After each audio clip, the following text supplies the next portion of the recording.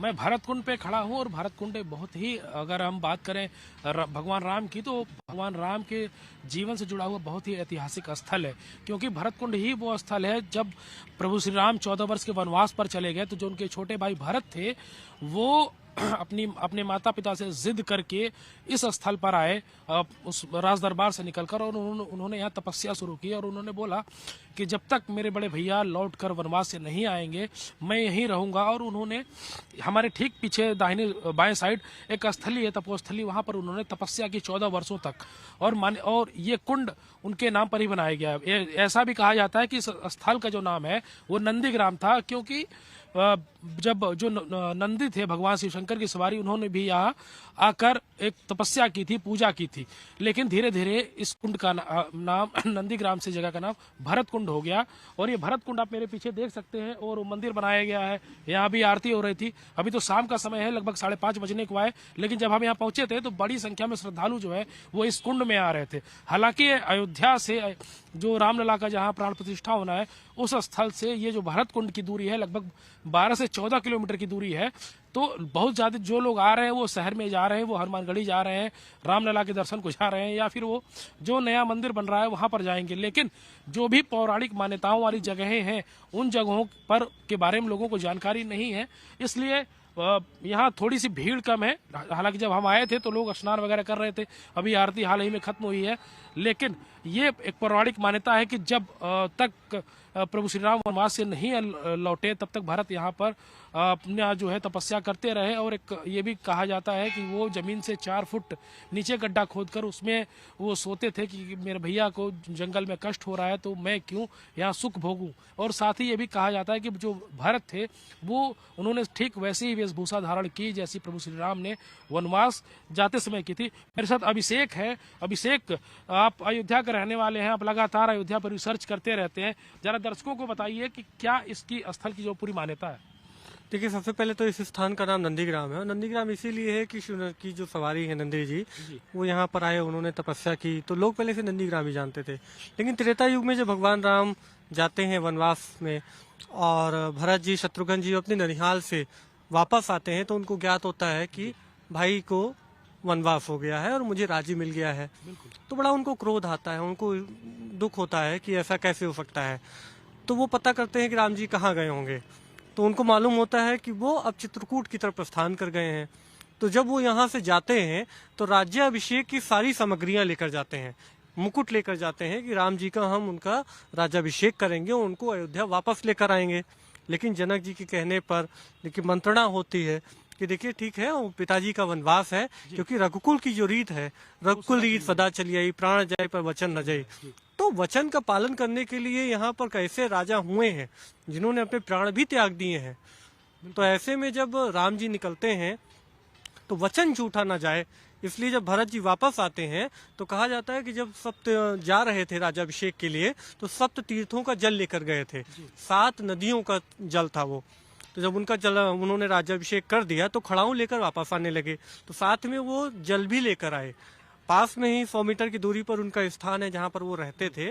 तो एक कुआं उन्होंने बनवाया, कूप, भरत कूप उसको कहते हैं। वहां उन्होंने उस जल को उसमें रखा, कितनी भी भीषण गर्मी पड़े, सूखा पड़ जाए, लेकिन वहां कभी जल खत्म नहीं होता। ये जो अभी पीछे आप कुंड देख रहे हैं भरत कुंड है, इसको छोटा गया भी कहते हैं, क्योंकि जब दशरथ जी का देहांत हो गया तो भरत जी इसी जगह पर रहकर उनका हमेशा श्राद्ध करते थे। तो आज भी ये मान्यता है कि जो लोग गया नहीं जा पाते हैं वो यहाँ आके छोटे गए में अपने पितरों का श्राद्ध करते हैं, पिंडदान करते हैं, इसलिए ये बहुत महत्वपूर्ण स्थान है। और चूंकि चक्रवर्ती राजा का जो राजमहल था वो बहुत बड़े में था। एक मान्यता ये भी कहा जाता है कि जब भरत जी रात्रि को विश्राम करते थे, सोने जाते थे। जी बिल्कुल, अभिषेक मेरे साथ लगातार बने हुए हैं। अभिषेक, जहां से हमने खत्म किया था, एक बार फिर से दर्शकों को बताएं कि भरत कुंड की जब मान्यताएं और क्या है। देखिए, सबसे बड़ी बात यह है कि जब भरत जी कहा जाता है यहाँ पर रात्रि विश्राम के लिए सोने जाते थे, शयन के लिए जाते थे, तो राजा दशरथ का जो महल था वो काफी बड़ा था।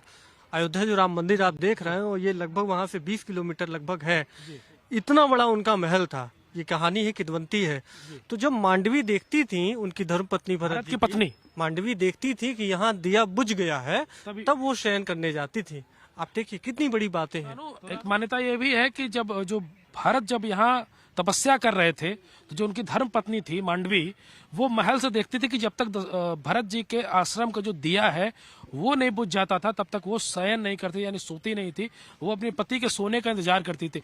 ऐसी बहुत सारी धार्मिक मान्यताएं। अभी हम गुप्तार घाट गए थे, अभी भरत कुंड हम एक किशोरी करने आए थे। तो इस हिसाब से अगर अयोध्या के चारों तरफ जो है वो बहुत सारी धार्मिक मान्यताएं हैं, उनके परिवार से जुड़ी हुई, उनके पुत्रों से जुड़ी हुई कई सारी मान्यताएं हैं, माता सीता से जुड़ी हुई मान्यताएं हैं, प्रभु श्री राम से जुड़ी हुई है, हनुमान जी से जुड़ी हुई मान्यताएं हैं। देखिए, मैं एक नज़ारा दिखा देता हूँ कि भरत जब हम आए थे तो ये जो सीढ़ियाँ हैं, इन सीढ़ियों से लोग उतर कर नीचे यहाँ स्नान कर रहे थे, और स्नान के बाद ही लोग अयोध्या में जा रहे थे, दर्शन करने आ रहे थे। कुछ आसपास के लोग थे, वो बता रहे थे।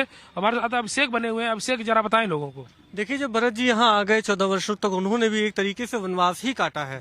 तो जब दशरथ जी का देहांत हो जाता है तो वो कहीं और तो जाते नहीं है, तो वो इसी जगह पर उनका जो श्राद्ध करते थे, यानी कि पिंडदान करते थे। तो इसे छोटा गया कहा जाने लगा। अब लोगों की मान्यताएं भी इसी से फिर जुड़ जाती हैं। तो जो लोग गया नहीं जा पाते हैं वो यहाँ आते हैं, भरत कुंड आते हैं। ठीक, तो अभी इसका जो ये निर्माण आप देख रहे हैं, जैसे पहले इसमें जलकुंभियां बहुत सारी थी, बहुत खराब स्थिति थी, इसकी अनदेखी की जा रही, बहुत अनदेखी की गई थी काफी वर्षों तक।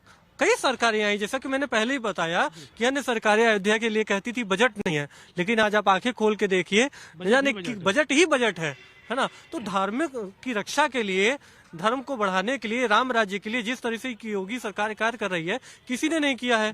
यहाँ पर 2017 के बाद पाठक जी एक आए थे, डीएम थे, तो उन्होंने काफी इस पे एक्टिव किए लिए, और ये सीढ़ियां उन्होंने बिल्कुल। जब इतना धार्मिक महत्व है, जब यहाँ तपस्या किया भरत ने, अपने पिता का यहाँ पिंडदान किया, उनका यहाँ श्राद्ध कर्म किया, और उसको छोटा गया की मान्यता मिली, ये तपोभूमि हो गई।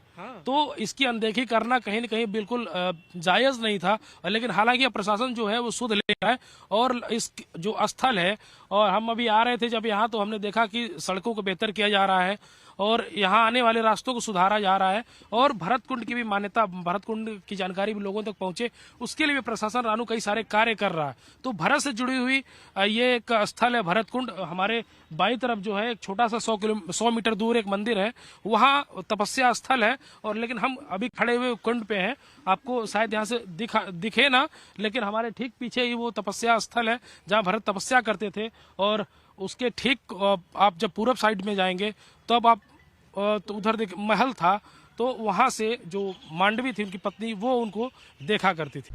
हमसे जुड़े रहने के लिए हमारे YouTube चैनल को सब्सक्राइब करें और नई वीडियो की नोटिफिकेशन के लिए बेल आइकॉन को दबाएं। अगर आप ये वीडियो Facebook पर देख रहे हैं तो लाइक जरूर करें और ज्यादा से ज्यादा शेयर करें। धन्यवाद।